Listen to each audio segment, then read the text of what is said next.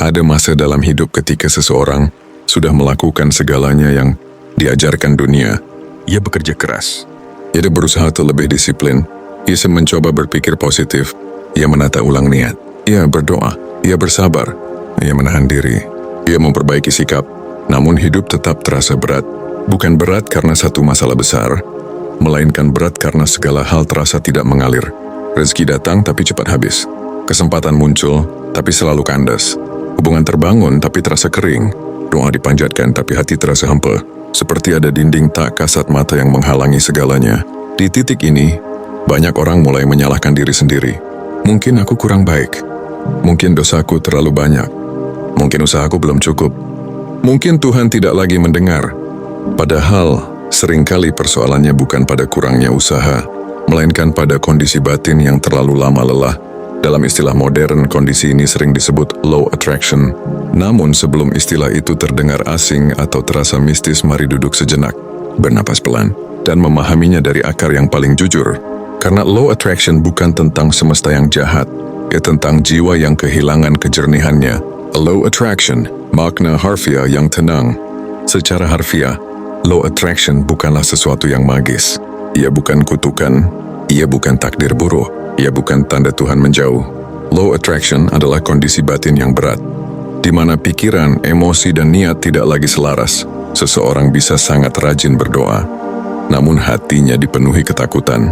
Seseorang bisa bekerja keras, namun jiwanya penuh keterpaksaan. Seseorang bisa terlihat kuat, namun batinnya kelelahan. Dalam kondisi ini, hidup tidak benar-benar menolak, tapi juga tidak menyambut.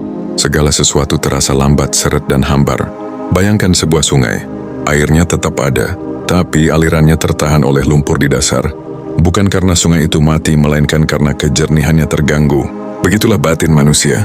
Ketika terlalu lama menyimpan beban, kekecewaan, iri, takut, dan pamrih halus, energi hidup menjadi berat, dan hidup pun merespons dengan berat.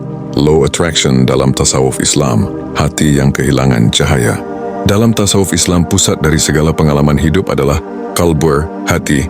Bukan sekadar organ fisik, melainkan pusat kesadaran, niat, dan hubungan dengan Allah.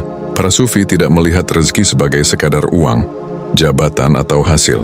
Rezeki adalah aliran, dan aliran hanya bisa masuk ke hati yang lapang ketika hati dipenuhi keluhan yang tidak selesai, iri yang disangkal, rasa takut kehilangan, pamrih dalam ibadah, iri dan keterikatan berlebihan pada hasil. Maka hati menjadi keruh. Bukan Allah yang menahan cahaya, melainkan hati yang tidak lagi mampu memantulkannya.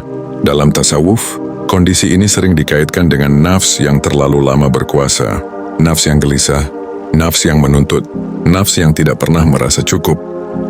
Ibadah tetap dilakukan tapi terasa kering. Doa tetap dipanjatkan tapi penuh desakan. Syukur tetap diucapkan tapi hatinya sibuk membandingkan. Disinilah low attraction dalam tasawuf bukan dilihat sebagai kegagalan, melainkan peringatan lembut bahwa ada sesuatu dalam hati yang perlu dibersihkan, bukan ditambah. Ma'rifat saat jiwa merasa terpisah, masuk ke tingkat ma'rifat. Low attraction dipahami lebih dalam lagi. Ia bukan sekadar soal rezeki yang seret atau hidup yang berat, tetapi tentang rasa terpisah, merasa sendirian menghadapi hidup, merasa harus mengendalikan segalanya, merasa Tuhan jauh padahal Dia sangat dekat. Di tingkat ini, masalahnya bukan pada dunia, melainkan pada kesadaran ilahiyah yang melemah. Hati terlalu sibuk dengan sebab, lupa pada musabib, terlalu fokus pada hasil, lupa pada kehadiran Allah dalam proses. Ketika seseorang merasa semua beban harus ditanggung sendiri, jiwanya menyusut, dan jiwa yang menyusut memancarkan daya tarik yang lemah, bukan karena kurang iman, melainkan karena iman belum menjadi rasa. Ma'rifat mengajarkan, semakin seseorang merasa cukup bersama Allah, semakin ringan hidup meresponsnya. Psikologi modern, saat sistem batin kelelahan. Psikologi modern memberi bahasa lain untuk kondisi ini. Ia menyebutnya sebagai emotional exhaustion, learned helplessness, and negative core belief. Bagian dari sistem saraf yang terlalu lama berada dalam mode bertahan. Orang yang terlalu lama berjuang tanpa jeda akan kehilangan daya hidup, bukan karena lemah tetapi karena tidak pernah pulang ke dirinya sendiri. Pikiran yang terus-menerus khawatir mengirim sinyal bahaya ke tubuh. Tubuh yang hidup dalam sinyal bahaya tidak mampu menarik peluang dengan jernih. Disinilah low attraction bukan hal spiritual semata, melainkan respon alami dari jiwa yang terlalu lama menahan.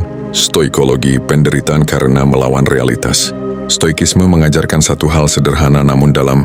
Penderitaan muncul ketika manusia ingin mengendalikan hal yang bukan miliknya, terlalu melekat pada hasil, terlalu takut gagal, terlalu berharap validasi.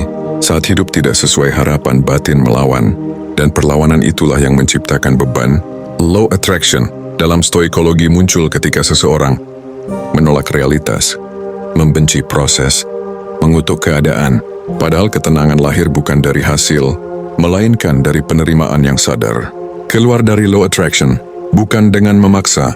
Keluar dari law attraction, bukan dengan afirmasi berlebihan, bukan dengan memaksa positif, bukan dengan menyangkal luka, tetapi dengan melembutkan hati, dengan berhenti bertanya, kapan hidup berubah? Dan mulai bertanya, bagian mana dari diriku yang lelah? Dengan menata ulang niat, mengurangi keluhan halus, menyederhanakan doa, mengizinkan diri bernapas. Ketika hati mulai jujur, ketika niat mulai bersih, ketika diri berhenti memaksa, aliran hidup perlahan kembali. Jika sampai di titik ini Anda masih bertahan mendengarkan, mungkin bukan karena narasi ini indah, melainkan karena ada bagian dalam diri Anda yang sedang lelah berpura-pura kuat. Mungkin selama ini Anda terlihat baik-baik saja di mata orang lain, namun di dalam, ada jiwa yang sudah terlalu lama menahan kecewa, menyimpan rasa gagal, dan terus bertanya dalam diam, apakah hidup saya memang berhenti di sini? Ingat satu hal yang sering kita lupakan.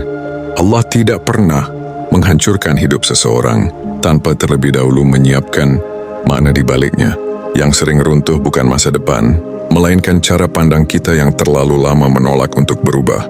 Jika hari ini hidup terasa berat, bukan berarti Anda lemah. Bisa jadi, Anda sedang dipanggil untuk naik kelas kesadaran.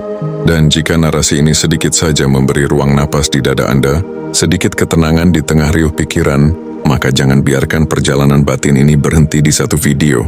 Di Penafas Baru, kita tidak sekadar berbicara tentang motivasi, tetapi tentang keberanian untuk jujur pada diri sendiri, tentang menyembuhkan luka batin, tentang memahami hidup dari sudut yang lebih dalam, lebih hening dan lebih manusiawi.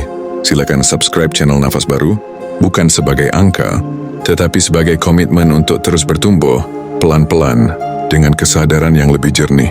Dan sebelum Anda menutup video ini, izinkan satu pertanyaan tinggal sebentar di hati Anda. Bagian diri mana yang selama ini Anda abaikan? Dan siapkah hari ini Anda menghidupkannya kembali? Terima kasih sudah berjalan sejauh ini. Semoga setiap tarikan napas setelah ini menjadi awal dari versi diri Anda yang lebih utuh.